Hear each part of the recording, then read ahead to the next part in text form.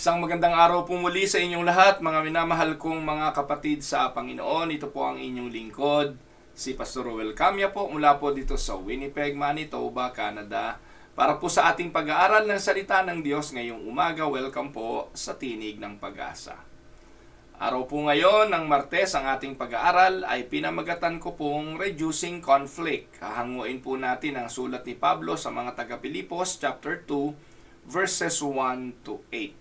Atin pong basahin ang mga talata.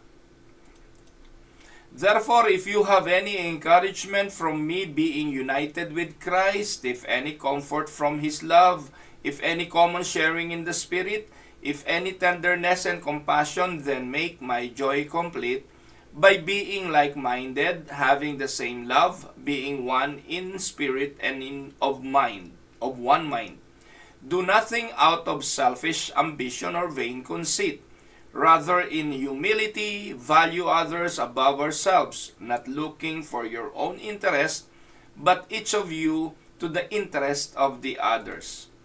In your relationships with one another, have the same mindset as Christ Jesus, who being in very nature God, did not consider equality with God something to be used to his own advantage. Rather, he made himself nothing by taking the very nature of a servant, being made in human likeness, and being found in appearance as a man, he humbled himself by becoming obedient to death, even death on the cross. Pagpalain nawa ng Panginoon ang pagkabasang ito ng kanyang mga banal na salita.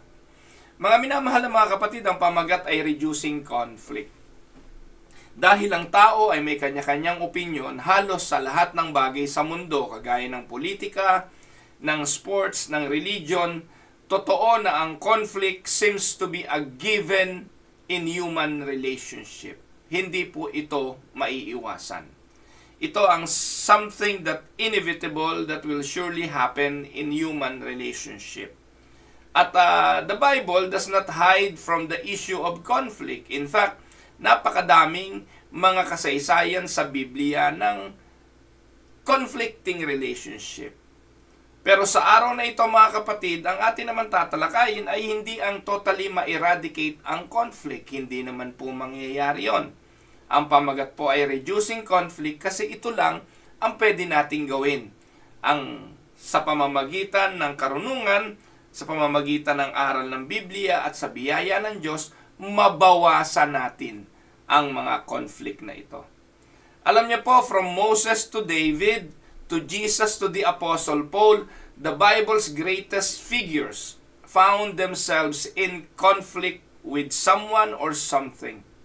Ayon po sa Biblia, there is nothing inherently wrong with conflict. Wala naman pong totoong mali sa mga conflict. Sabi po, yung disagreement happen. Yung hindi pagkakaunawaan, nagkakayapakan tayo ng paa. Yung dila nga daw po at saka yung ngipin ay minsan ay nagkakagatan. Hindi naman pwedeng pag nakagat na ng ngipin yung dila, putulin mo na yung dila o kaya bunutin mo na lahat yung ngipin para hindi na mangyari. Hindi naman po pwedeng maiwasan. May mga pagkakataon na nagaganap ito. But the way we are to resolve our conflict is extremely important. Yun po yung mahalaga rito. Hindi na iiwasan ang conflict pero kaya nating i-resolve. At ang importante rito, papaano ito i-resolve. Tandaan po ninyo mga kapatid, maaari hindi nyo ito napapansin pero conflict can become the catalyst to greater understanding. Alam nyo po ba na yung mga nagkatampuhan kapag nagkabate ay napakainit ng pagbabate? Yung mag-asawa, alam nyo yan, kapag kayo ay nagkatampuhan, ay mas masarap yung inyong pagsisiping pagkatapos ng tampuhan. Hindi po ba? Alam nyo yan. And the depth of relationship even become more stronger sa bawat resolution na nangyayari sa mga conflict ng inyong buhay. Pero mga kapatid, minsan may mga conflict na humahantong sa galit, bitterness, broken relationship dahil hindi nila ito na-handle properly. Now, so umagang ito ang ating pag-aaral, how you deal with conflict with conflict and how can you reduce it. How can we reduce the conflict of our lives? Kaya maganda ito, no? Kung kasama po ang asawa mo na nakikinig nito, ang iyong mga anak, o ang iglesia, ay magandang pag-aralan ng mga bagay nito. You can make this as a Bible study or a small group materials. Kung Bible study leader ka, kung pastor ka, pwede mong gamitin ang mga aral na ito. So, tandaan po natin mga kapatid, one of the major causes of unhappiness in the world is conflict. Strained relationships. Kapag nag-aaway kayo, di po ba, minsan, nadadamay maraming bagay. Nadadamay ang labada, tinatamad kang maglaba kasi galit ka dun sa mister mo. Nadadamay ang pagluluto, tinatamad kang magluto kasi nag-aaway kayo. Nadadamay yung mga regular na activities, yung mga routines, yung mga normal na takbo ng buhay na babago kapag in conflict ka sa relationship mo. Now, conflict is a killjoy, whether you like it or not. If you are in conflict with anybody, lumiliit ang mundo mo kasi gusto mong iwasan yung taong ka-conflict mo. Ayaw mo nang pumunta doon sa mga dating pinupuntahan kasi ayaw mo at baka makita mo doon yung taong ka-conflict mo. Nababago dynamics, ito ang dahilan kung bakit tinatamad kang pumasok sa trabaho kasi may hindi ka kasundo doon sa trabaho. Ayaw mo na magsimba kasi meron kang kaaway doon sa simbahan, nakatampuhan mo o minsan si pastor yung dahilan kaya hindi ka na nagsisimba mula ngayon.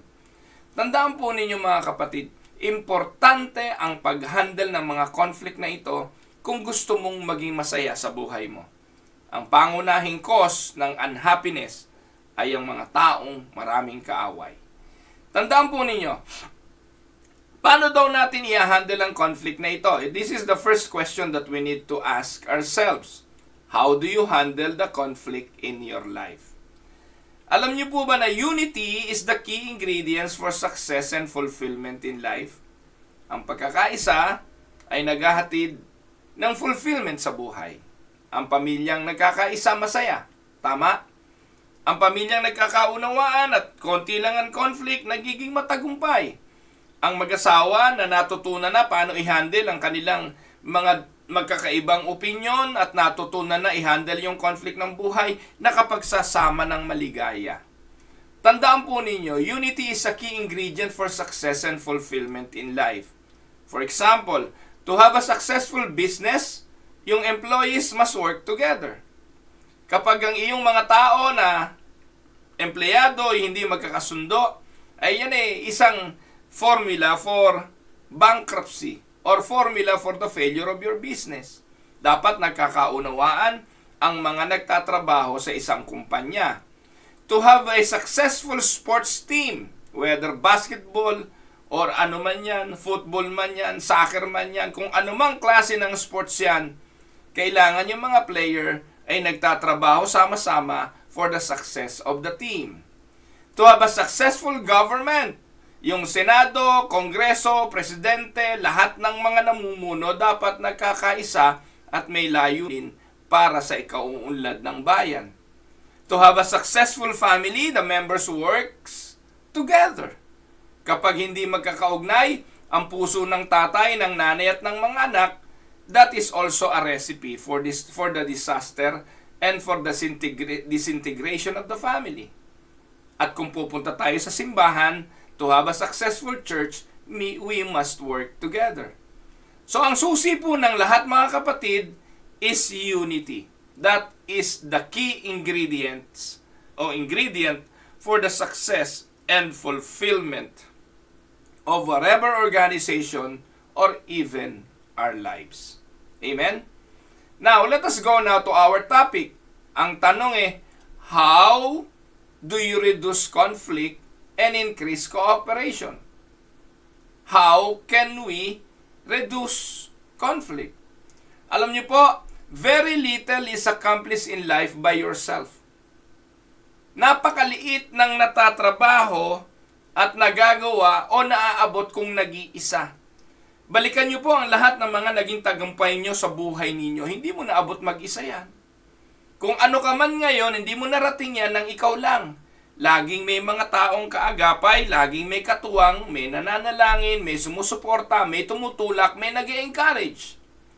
At tandaan po ninyo na success is never a one-man show. Kung nagtagumpay ang simbahan, hindi dahil kay pastor yon. Kung nagtagumpay po ang gawain ng Panginoon o isang ministeryo, hindi dahil sa leader lang yon. No one or very little is accomplished by yourself alone. Very little is accomplished without cooperation, and when there is unity, there is tremendous potential and there is power in it. Amen? Ang problema ito. The problem is people don't always get along. Pag nagsama na po ang mga tao, lagi na pong nagkakaroon ng conflict dahil meron dyan ang gusto siya ang leader, meron dyan ang gusto siya ang masusunod, meron dyan ang gusto patayo-tayo lang, meron naman dyan gusto ay makibandwagon lang, pero hindi naman talaga nakikisali at nakikipag-cooperate. Napakahirap i-handle ng relationship. At kung kayo pastor, alam nyo yan, kung kayo mga naglingkod na sa isang grupo o naging leader ng isang organisasyon, alam nyo ang sinasabi ko. Now, balikan natin yung tanong. How do you reduce conflict and increase cooperation? Paano natin babawasan ang hindi pagkakaunawaan para mapataas natin yung cooperation and unity na siyang pangunahin or key ingredients in order to be happy and fulfilled in life? Sabi po ni Pablo, puntahan natin ang unang 2 talata ng Pilipos. Philippians chapter 2, 1 and 2. Ang sabi po dyan, therefore, if you have any encouragement from being united with Christ, if any comfort from His love, if any common sharing in the Spirit, if any tenderness and compassion, then make my joy complete by being like-minded, having the same love, being one in spirit, and of one mind. So dito po sa mga talatang ito, si Apostle Paul, binigyan tayo ng 4 expressions of unity. Merong 4 na expression ng pagkakaisa dyan. Ang sabi po, make my joy complete by being one, be like-minded. 2, have the same love. 3, be one in the spirit. And be one in mind or purpose. Yan po yung sikreto, mga kapatid, ng pagiging united, ng mga bagay na dapat taglayin ng isang organisasyon, ng isang pamilya, para kung hindi man totally mawala ang conflict, mabawas-bawasan. Kaya yung pamilyang merong isang isipan, merong isang pag-ibig, may isang espiritong naghahari, at merong isang layunin ay ang mga pamilyang nagtatagumpay. Ang mag-asawang may isang mindset, ang mag-asawang may isang pag-ibig, ang mag-asawang may isang espiritu sa pagsamba, pagluwalhati sa Diyos, at may isang layunin, nagtatagumpay. Opo, hindi po pwedeng mawala ang conflict, pero nagtatagumpay. Yan po ang sabi ni Apostol Pablo. At sa umagang ito, iisa-isahin natin. Ano ba yung mga practical steps na pwedeng gawin to reduce conflict? At magbibigay po ako ng mga halimbawa nito ayon sa sinasabi ni Apostol Pablo sa Philippians chapter 2. Pero huwag niyo pong kakalimutan, inyo pong tandaan, yung mga expression of unity na yan na binanggit ni Paul sa Philippians 2, 1 and 2, specifically yung verse 2, ay ang pangunahing dapat taglayin din ng iglesia at ng simbahan para ang simbahan ay magkaroon ng matibay na pamumuhay. Amen? Now let us go to what the apostle said. Paul outlines 5 practical steps to reduce conflict. Malinaw po yan na makikita natin sa Philippians chapter 2. Ang una pong payo ni Apostol Pablo, avoid competition in your team. As a church, avoid competition. Nangyayari po ito, lalo na nga po yung mga iglesia na may mga iba't ibang organisasyon. Kaya dito dapat matalino ang pastor. Yung mga pastor na hindi matalino, ang ginagawa, hinahayaan, wala na yan, tanggalin na yung mga organisasyon na yan. Wala nang Sunday school, wala nang kababaya, wala nang kalalakihan, wala na yan. Tayo na lang ang mag-lead. Kaya nababago yung dynamics ng nababago dynamics ng leadership. Sa pagiging disappointed ng mga leader sa nagiging kalagayan because of conflict, napapagod ka resolve ng conflict, ginagawa, ini-streamline nila. Ang ginagawa nila, bawasan na lang natin ang leadership, tayo na lang ang masusunod. Pero humahantong din ito saan? Paano kung kayo-kayo na nandun sa leadership naman ang nagka-conflict, napakadali ninyong hatiin ang simbahan. Napakadali ninyong wasakin ang iglesia ng Diyos kasi kayo-kayo na lang ang nasusunod. Kaya po ako, ideal pa rin yung setup namin. Sabihin na ninyo kung anong gusto nyong sabihin, ideal pa rin ang Presbyterian setup ng simbahan. Yung nakagisnan po ko pong paraan, kahit na po wala na kami sa IEUDC, I commend the system and the organization of IEUDC. Nandun pa rin yung mga kapisanan.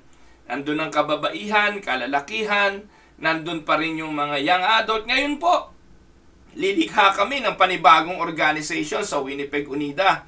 Kasi meron pong isang sektor ng membership na hindi namin na paglilingkuran ng mainam. Bakit po? Kasi walang organisasyon yung pong mga young married. Napansin namin dito, dumadami yung mga bagong kasal. Ayaw naman nila sumama sa mga kababaihan dahil mga young married pa sila. Ayaw sumama sa kalalakihan kasi young married pa sila.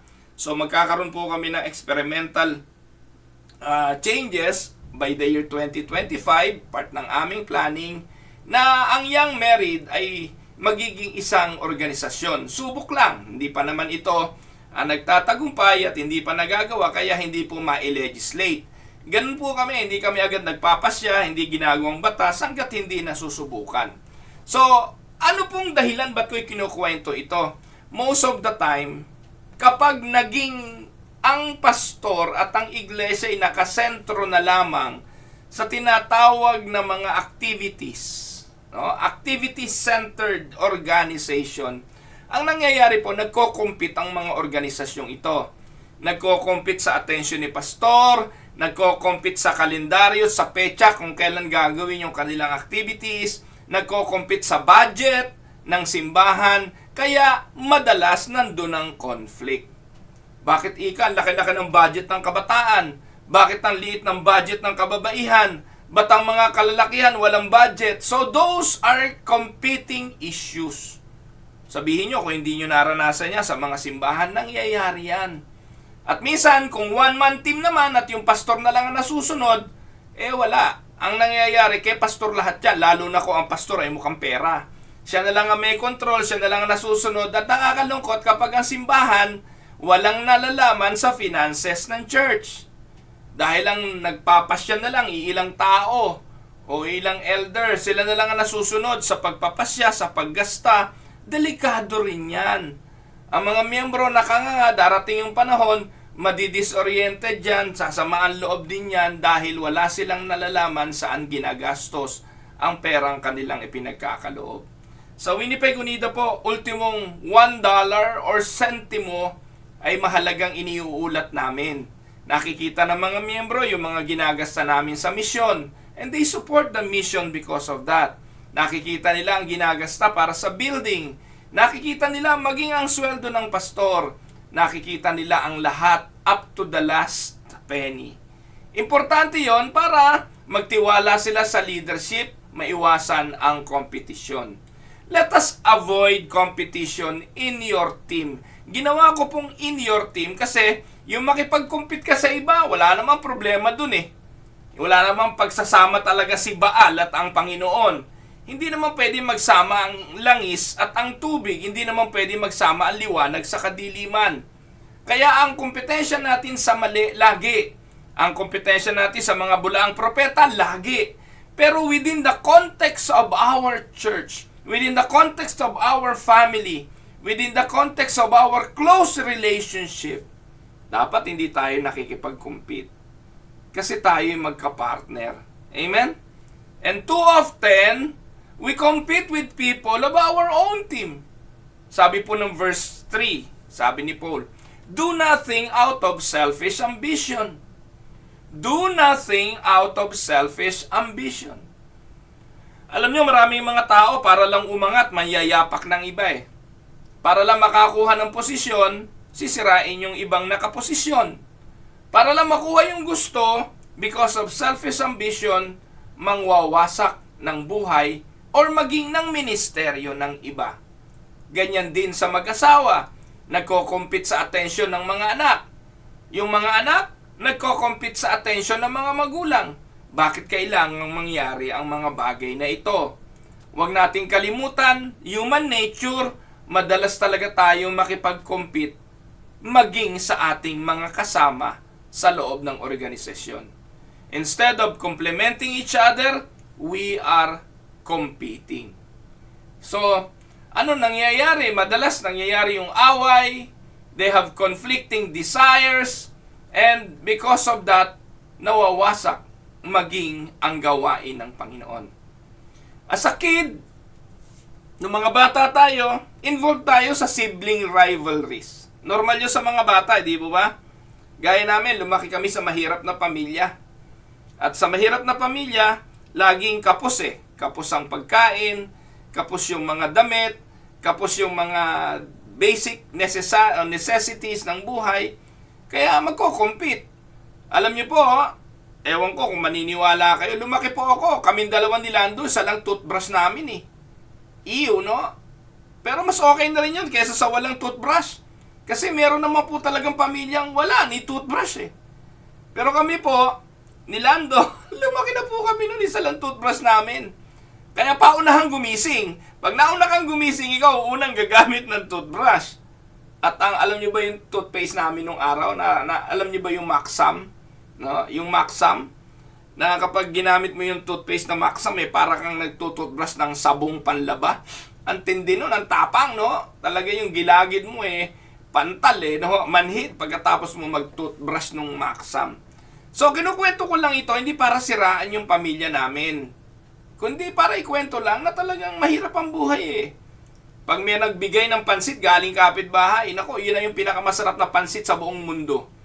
No, nag-aagawan kayo, no po? Talagang madalang yung ganun Hindi po kasi mayaman ang buhay ang dahil doon. Minsan, simpleng bagay, you have to compete.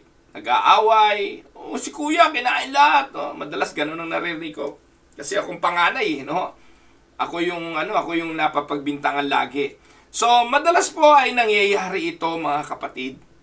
Kaya po ang paalala rito ni Pablo, nung bata, meron mga sibling rivalries, you competed with your brothers and sisters, pero ngayon, matanda ka na. Dapat hindi na mangyari yon. Dapat hindi na kayo mag-away, magtampuhan sa konting tinapay, konting pansit galing sa kapitbahay. Pero ang matindi, yung competing relationship na yon, nangyayari hanggang sa pagtanda. Ang paborito ro ngayon na libangan ng mga matatanda na mga magkakapatid, agawan ng lupa, no? Agawan ng yaman, pataasan ng yaman, pataasan ng ere. Sa Facebook, makikita mo, pag nag-post yung isang kapatid ng ganon, magpo-post din yung kabila ng ganon. Payabangan sila ng mga na-achieve sa buhay. Nakikipagkompetensya sa mga naabot. Sa halip na pasalamatan, sa halip na magpuri sa Diyos sa narating at naabot ng iba, ang ipinapanalangin pa mag-fail Ang ipinapanalangin pa bumagsak yung kanyang kapatid. Ano ang tawag doon? Sabi ni Paul sa Filipos, do nothing out of selfish ambition. Ngayon ang tanong, nangyayari ba to sa church? Yes. Minsan yung mga dating kasama mo no? Nagpupuri kayo sama-sama, naglingkod kayo sama-sama, nagyakapan kayo sama-sama, pero ngayon, masahol pa kayo sa hindi mananampalataya. Kung magsiraan kayo sa isa't isa, ganun na lang, mga pastor pa. Kung magwasakan, okay lang kung ibang pananampalataya Okay lang kung iba theology Minsan kayo nag-aralan Kayo parehas ang nagturuan. Pero dahil sa mga ugali, nag-away-away. Tumindi ang conflict. Ngayon, masakit bang salita ito? Hindi. Totoo ito Kasi ayaw magsitigil, ayaw isara ang bibig sa panira doon sa kabila. Yung kabila, ganun din. Anong kahahantungan ng patotoo ni Kristo kung ang simbahan ay ganyan? Hindi magtatagumpay ang ganyang mga simbahan dahil may mga masamang motibo at selfish ambition.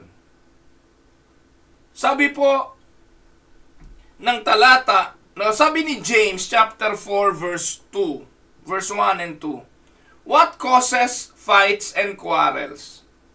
Saan daw nanggagaling ang away? Na po? Tandaan po ninyo, our society teaches us instant gratification.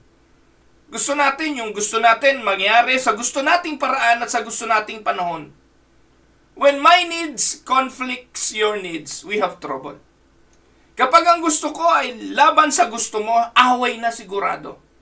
Minsan ang paghiwalay ng simbahan, hindi sa doktrina, hindi sa theology. Nagkakaisa nga sila doon sa major na yun eh. Pero saan sila nag-aaway? Sa naghihiwalay? Sa pamamahala lang. Papaano patatakbuhin yung mga doktrina na pinaniwalaan? Napakalungkot, pero ito'y katotohanan. Pag hindi na nagkasundo sa bagay na ito, hiwalay. At hindi lang maghihiwalay na magkakamayan at magyayakapan. Hindi, magsisiraan. Sino ngayon ang madadamay? Yung mga miyembrong nagpinaglilingkuran na wala naman nalalaman. Ano ba malay namin dyan sa pinaggagawa ninyo? Sila po ang mga apektado. You know what? We live in a very competitive world. If you want to have unity, you've got to avoid competition. Mamuhay na lang kayo ng masaya. Gawin na lang ninyo ang paglilingkod ng maligaya. Tigilan na ang paninira at pakikipagkompetensya sa isa't isa. Sabi ni Santiago, ulitin ko, hindi ko po nailagay sa PowerPoint eh. James 4:1 and 2. What causes fights and quarrels? Tanong po yan ni Santiago. Don't they come from your desires that battle within you? You want something, but you don't get it. James is saying here that the first cause of conflict is competing desire. Amen? Ayan. So, Paul outlines 5 practical steps, and the first step is avoid competition in your team. Kapag nandun yan, pakikipagkompetensya, gusto mong umunlad, gusto mong umasenso, gusto mong tumaas, puro gusto mo, then that's a recipe for disaster. Pangalawa, delete your pride. Kaya to eh. Kanina, avoid lang natin o reduce lang natin. Pero dito, delete your pride. Get rid of the pride issue. Ano sabi ng Philippians 2:3? Sabi diyan ni Paul, do nothing out of selfish ambition or vain conceit. Yung pagiging conceited. Ano ba yung conceited? Yung bang pakiramdam mo, ikaw ang tama. Pakiramdam mo, ikaw lang yung marunong. Pakiramdam mo, ikaw lang yung nasa maayos na kaisipan. No? Conceited. Pride ang ibig sabihin yan. Po? Get rid of the pride issue. Don't do things just to show off your ego. No? Just to gain praise or glory from other people. Do nothing out of vain conceit. Sa ibang translation, never act from motives of personal vanity. Sa ibang translation pa, don't do anything from a cheap desire to boast. Yun po yung sinasabi ng Good News Bible eh. Don't do anything from cheap desire to boast. An egotist is an eye specialist. Ano ba ibig sabihin nun? Eye specialist. Hindi po eye, kundi eye. Sila yung mga espesyalista sa pagiging eye. His eye are too close together. All he can see is himself. Yun yung mga eye specialist eh. The only thing that he can see is himself. Ano sabi ng Bible sa Proverbs 16:18? Pride goes before destruction and a haughty spirit before a fall. At Proverbs 13:10, by pride comes nothing but strife, but with the well-advised is wisdom. The first cause, listen mga kapatid, the first cause of conflict is competing desire. The second cause of conflict is personal pride. Yun ang unang cause ng conflict, competition. Second, personal pride. When I've got an ego and refuse to admit it when I'm wrong, then that is pride. Magsisimula doon ang conflicts, ang quarrels, and if you could eliminate ego, delete pride, you would solve most of the people problems in today's world. Amen? Kung matatanggal lang yung pride na yan, aayos ang gobyerno, aayos ang pamahalaan, aayos ang pamilya, aayos ang mga employment, aayos ang mga kumpanya, ang trabaho, aayos din ang simbahan. Amen po ba mga kapatid? Yan. So, sabi ni Paul, 5 yan. Una, avoid competition, delete your pride. Pangatlo, minimize criticism. Minimize criticism. Ano pong ibig sabihin yan?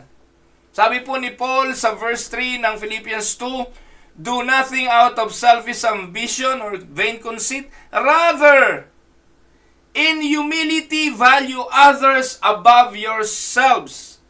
Hindi tayo tinawag para paglingkuran. Tinawag tayo para maglingkod. At ang ating mga sarili habang naglilingkod, dapat gawin ng may kapakumbabaan. Value others above yourselves. Minsan ang dahilan ng conflict sa buhay natin kasi nasaktan tayo eh. Minsan napagbintangan tayo. Minsan nagamit yung ating pangalan at kung ano-ano pa. At pag tinanggap natin ito sa idea na dapat nating ipagtanggol ang ating mga sarili, ayun na.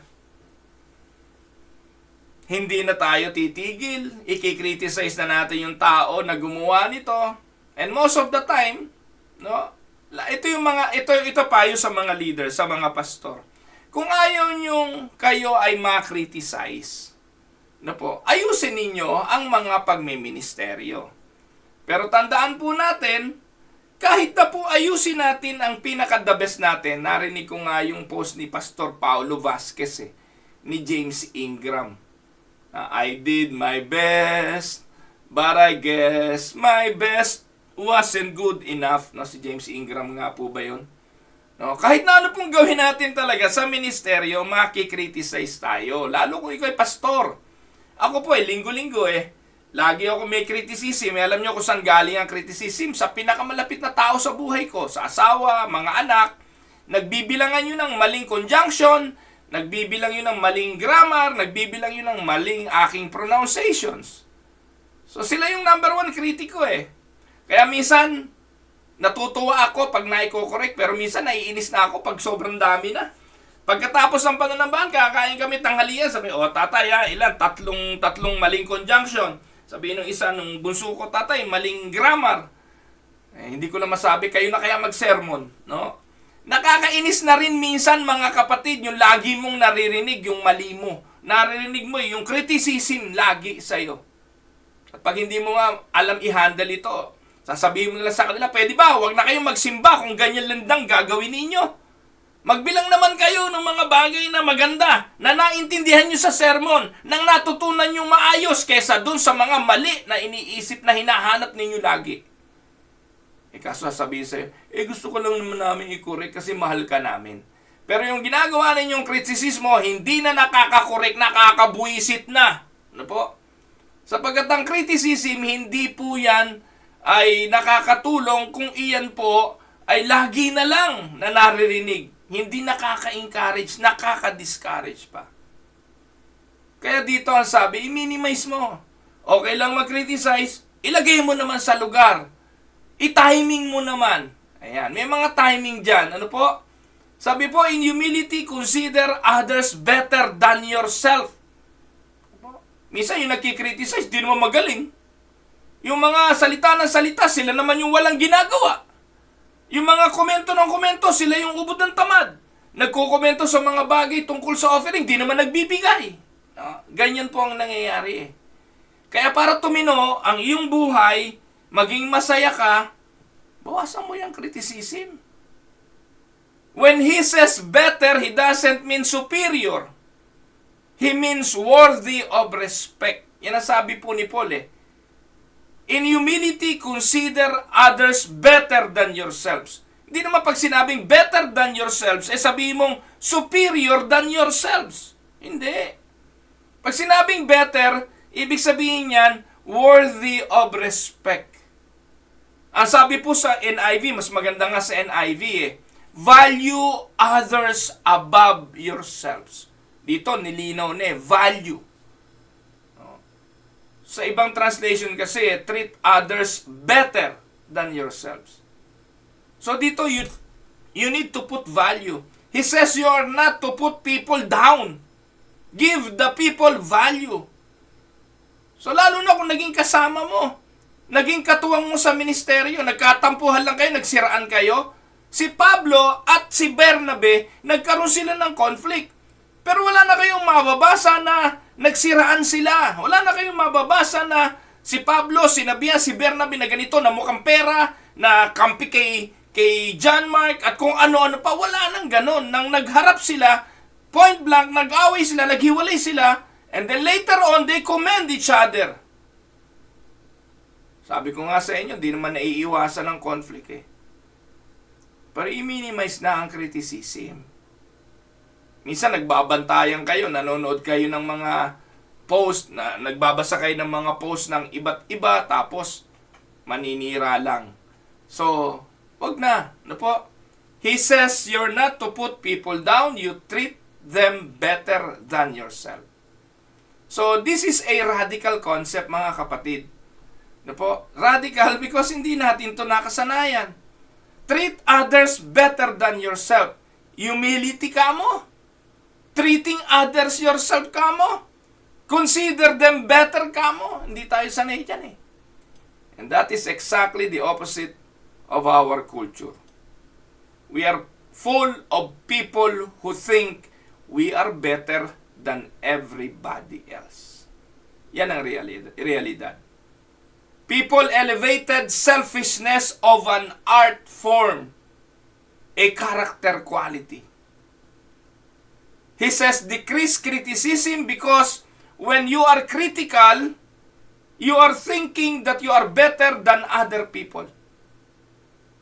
Yan naman po ang madalas Kapag ikay critical, ang pakiramdam mo, magaling ka doon kasi alam mo yun Pero ang purpose mo ng criticism ay talagang itama. Gagawin mo yon sa paraan na tama.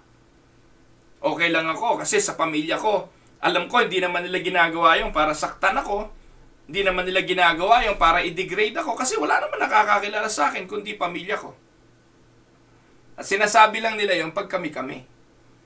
Di naman sinasabi ng pamilya ko yun sa harapan ng maraming tao, oy, tatay, mahal, ikaw, mali na naman ang mga grammar mo, hindi. Gawin natin ito sa paraan na makakapag-build sa halip na makakapag-degrade. So, ano sabi po, ano meaning ng humility? Humility, not thinking less of yourself, but rather not thinking of yourself at all. That is humility. Your focus isn't on you. It is not that you think less, it's just that you don't think about yourself. Your focus is on the other people. That is humility. You are other-centered rather than self-centered. The person that thinks he is humble is not. If you think you are humble, you are not. The humble person doesn't even know it because he is focusing on everybody else. Yan ang sinasabi ni James sa 4:11-12. Do not speak evil of one another, brethren. He who speaks evil of a brother and judges his brother speaks evil of the law and judges the law. But if you judge the law, you are not a doer of the law, but a judge. There is one lawgiver who is able to save and to destroy. Who are you to judge another? The problem is that it's fun to criticize. Amen? It's fun to criticize the president. No, it's fun to criticize the mayor, the senate, the pastor. We like to criticize and pick out faults of other people. Why? because it makes us feel superior. Napakahilig mag-criticize ng pagkain, di naman marunong magluto. Di ba? Galing-galing nyo i-criticize yung mga nagluluto, wala ka namang alam gawin kundi kumain. Do not criticize kung hindi mo alam gawin. Criticize kayo ng criticize sa nagsesermon, ni magbasa nga ng Bible, di ka marunong mag-sermon pa. Huwag kang mag-criticize sa isang bagay na hindi ka naman eksperto. Ang problema, paborito nating libangan ito.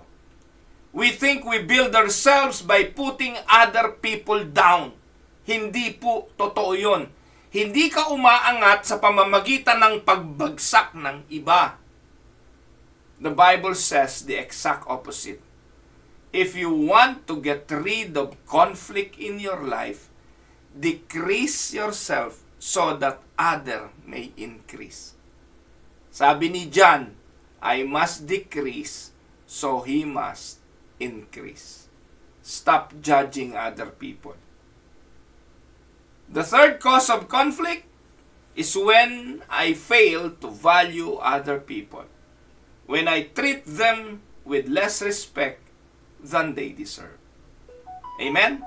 So, 5 yan eh. Una, avoid competition, paulit-ulit. Mahilig po tayo rito sa repetition para matandaan. Delete your pride.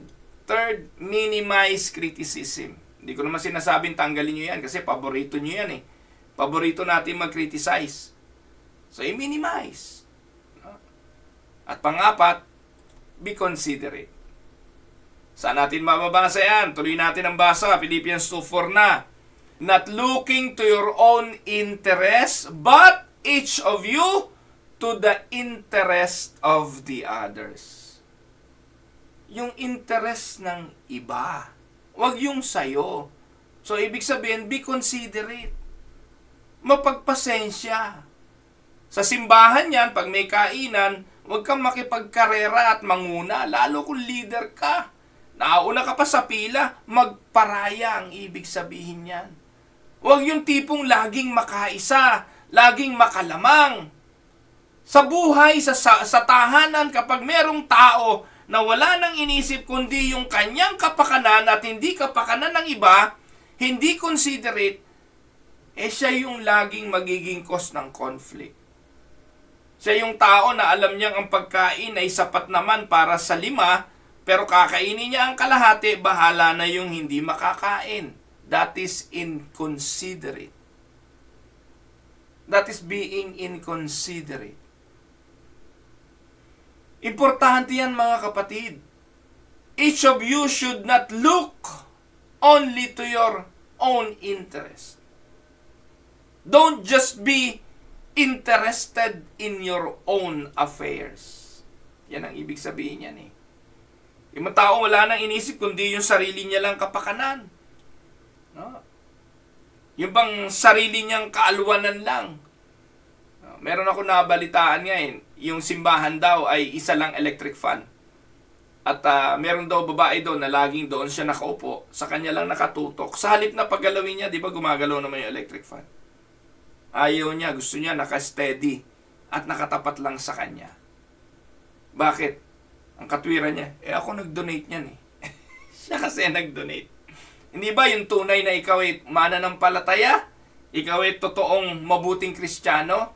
Kahit ikaw ang nag-donate niyan, hindi ka na nga uupo doon. Sa iba ka na uupo. Kasi kaya mo yung dinonate, hindi naman para sa kagaangan mo, kundi para sa iba. Yun ang tunay na pagmamahal. Yun ang pagiging considerate. Amen? Pero ang problema, we don't do it. We don't do it. We are not considerate. That is why we have problems in our marriage. We have problems with our kids, with people whom we work with. Hindi tayo considerate. We don't pay attention to the needs of others, to the interest of others. Mga kapatid, tatanungin ko po kayo. Could you name the 5 greatest interests of your wife? Ikaw na may asawa. No, kung babae ka, 5 greatest interest of your husband. Kapag nasagot mo raw ito, isa lang ibig sabihin, nakafocus ka sa pangangailangan ng asawa mo. Considerate ka sa need niya. Dahil alam mo kung ano yung need niya, ibibigay mo ito. Be honest. Ano yung 5 greatest interest of your wife or husband or children? Because basically, you know them. Because you paid great attention to them. Alam niyo kung ano nakaka-interest sa kanila. Kung hindi nyo alam, you are not considerate. Amen? So, ang hamon sa atin, let us demonstrate consideration. Alam niyo po ba yun, mga kapatid, sa simbahan, kapag nangyari ito, ang daling lalago ng simbahan. Pero most of the time, kaya hindi lumalago ang simbahan sa pagiging inconsiderate ng mga nananamba. Lalo na sa mga bisita, yung mga bagong pasok sa church. Hindi nila maramdaman na welcome sila. Hindi nila maramdaman na ang simbahang ito ay tinitingnan ang interest nila. Nakuha niyo po mga kapatid? Ano sabi po sa 1 Peter 3:7? Paalala to sa mga husband. Husbands, in the same way, be considerate as you live with your wives. So, be considerate as you live with your wives so that nothing will hinder your prayers. Pag hindi ka naging considerate sa iyong asawa, lalo pastor, hindi ka magiging epektibong preacher. Karanasan lang po ito. Pag ikaw ay hindi considerate sa needs ng misis mo, lagi kang aawayin. At kung ikay pastor, lagi kang inaaway ng asawa mo, anong example ang gagamitin mo sa pulpito? Kung araw ng linggo, masama loob ng misis mo, nakatingin sa iyo at parang sinasabing, wala, hindi totoo yung mga sinesermon mo. Di po ba? O yung mga anak mo, hindi ka considerate sa mga anak mo, nakaupo nga doon yung mga anak mo, sinasabi, wala, tatay, hindi yan totoo, sinungaling ka. Nakuha niyo po. The fourth cause of conflict is when I am insensitive to others' needs.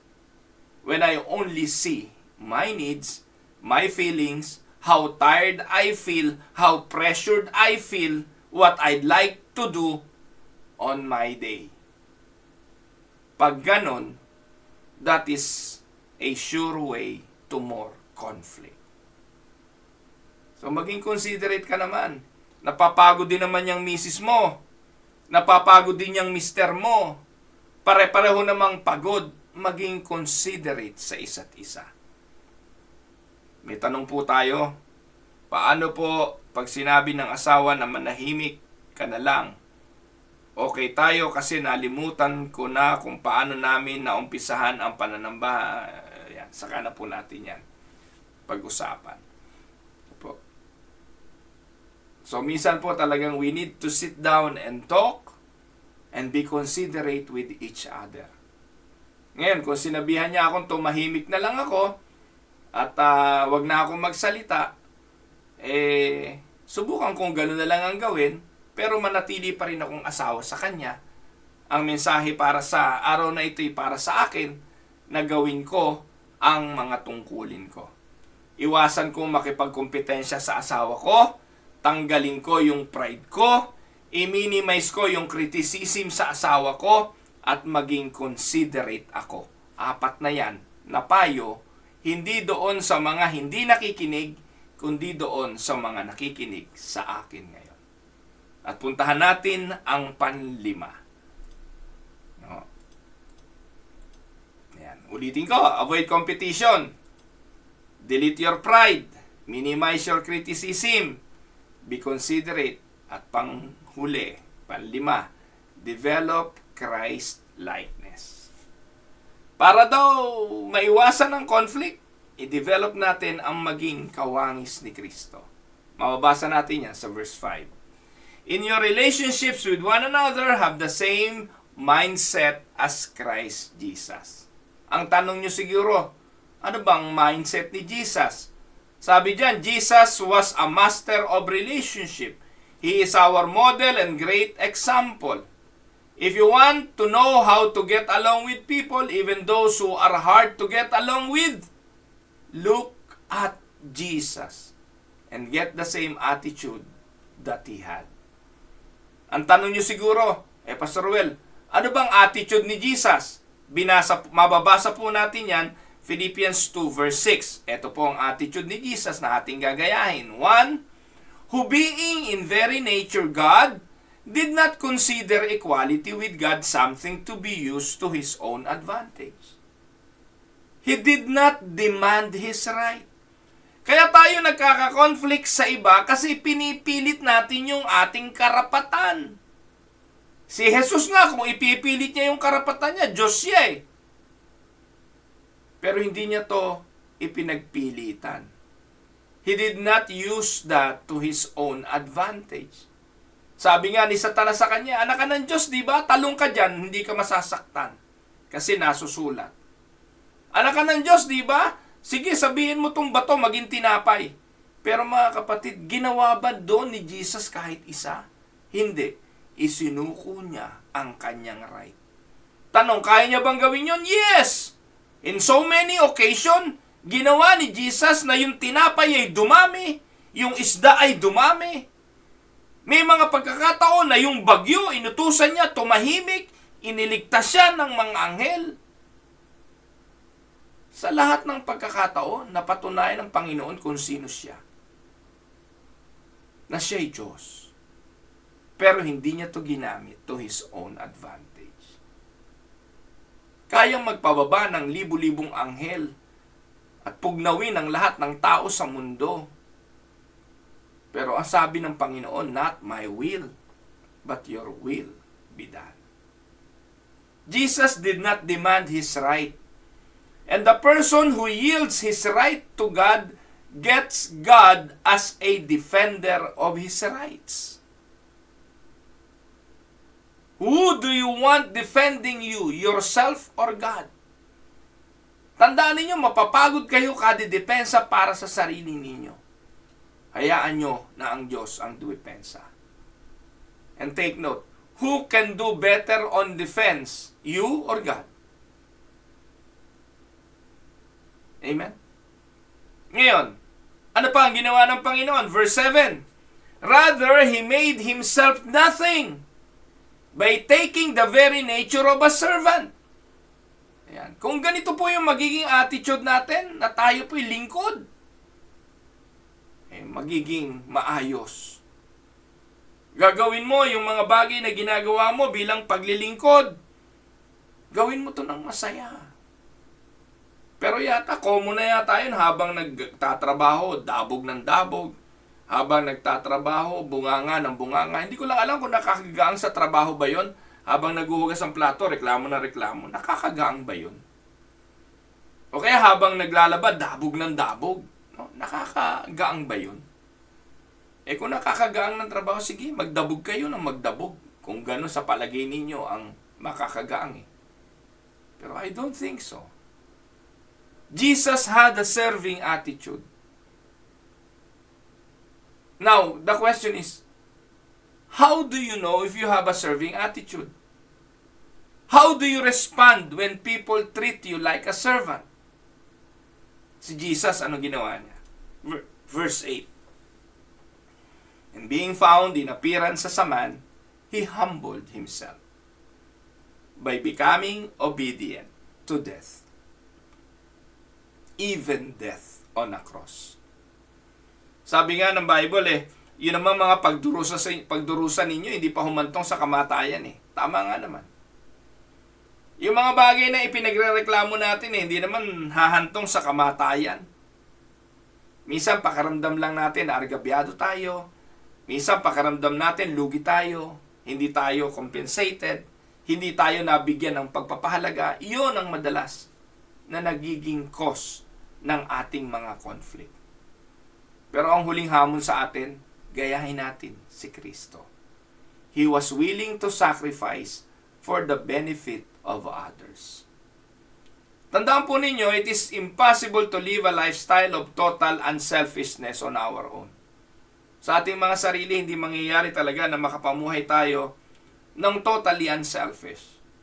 It is human nature to be selfish. It is human nature to think only of me. We all have that nature to do what we want to do. I cannot live totally unselfish with people around me. That's a reality. The reality is we cannot do it on our own. Kaya nga hamon, let us have the attitude of Christ. The fifth cause of conflict is living without Christ. Unity is a gift of the Spirit. Ephesians 4:3, do your best to preserve unity with the Spirit gives, which the Spirit gives by the peace that binds you together. Ang nagbibigay ng pagkakaisa ang Espiritu ng Diyos. The Spirit puts unity in our lives and families in order for you to get along with other people. And you must grow more and more like Christ. Amen? Now, some other ways to resolve conflict. 1. Genesis 13:8-9. This is a biblical example that we can follow. Sabi diyan, Abram said to Lot, let's not allow this conflict to come between us or our herdsmen. Take your choice of any section of the land. Look at that. Nang si Abraham at si Lot ay nagkaroon ng conflict, hinandle ito ni Abraham very wise. Anong ginawa ni Abraham? Kinausap niya si Lot at ang sabi niya, huwag nating payagan ang conflict na ito na mangyari sa bawat isa, sa ating dalawa at sa ating mga alipin. Anong ginawang resolusyon ni Abraham? Ang sabi niya, take your choice. Solving conflict takes initiative. Someone must make the first move. Second, Abram gave Lot first choice, putting family peace above personal desires. Amen, mga kapatid. So, minsan, dapat gayahin yan. Gusto nating ma-resolve ang conflict, wala namang gustong magpaubaya. Gusto nating matapos ang problema, wala namang gustong sumuko. Ang gustong mangyari ay makakuha siya ng hustisya. Maipagtanggol siya. At kung ano-ano pa. Pangalawa, Genesis 26:21-22. Si Isaac naman ito. Sabi diyan, Isaac's men then dug another well, but again there was a dispute over it. He dug another well, this time there was no dispute. So ano po ang ginawa ni Isaac? Solving conflict takes humility, a desire to see peace more than personal victory. Basahin niyo po yung Genesis 26 at makikita niyo po ang context niyan. I don't have more time to discuss. Ano po? Another, for 2 Samuel 3:1. That was the beginning of a long war between those who were loyal to Saul and those loyal to David. Nagkaroon po ng conflict na po. Yung mga tauhan na loyal kay Saul at yung mga tauhan na loyal kay David. Ano pong ginawa? Solving conflict involves compromise. Finding common ground that is bigger than your differences.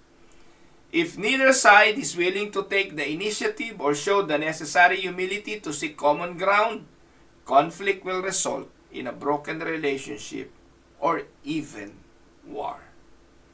May pagkakataon na talagang ayaw sumuko, ayaw magbigay ng kabilaang kampo, we need to come to a compromise.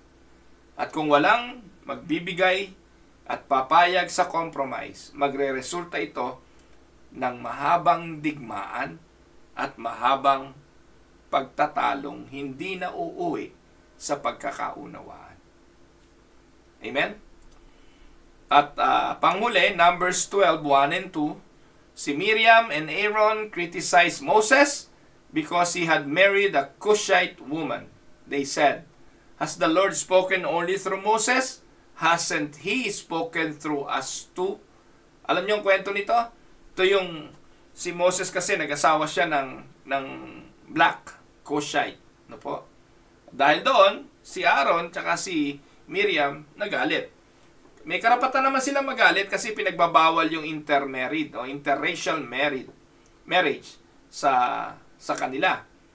Pero sa halip na kausapin ng derechohan at mag-focus sa issue, ang ginawa ni Miriam ay inagaw niya yung leadership ni Moses. Sabi niya, "Has the Lord spoken only through Moses?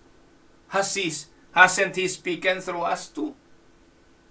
So sabi niya, si Moses lang ba kinakausap ng Diyos? O dahil nag-asawa siya ng hindi natin kalay, hindi na tayo na ngayon na makikipag-usap sa Diyos. Mga kapatid, solving conflict requires that we focus on the real issue. We focus only on resolving the problem, not attacking the person. Those are some practical but biblical ways to resolve conflict in your relationship. I hope nakatulong ang mga bagay na ito. Mga kapatid, magandang araw. Ito po ang inyong lingkod, si Pastor Roel Camia po, mula po dito sa Winnipeg, Manitoba, Canada, para po sa pag-aaral ng salita ng Diyos ngayong araw, dito po sa Tinig ng Pag-asa. God bless mga kapatid.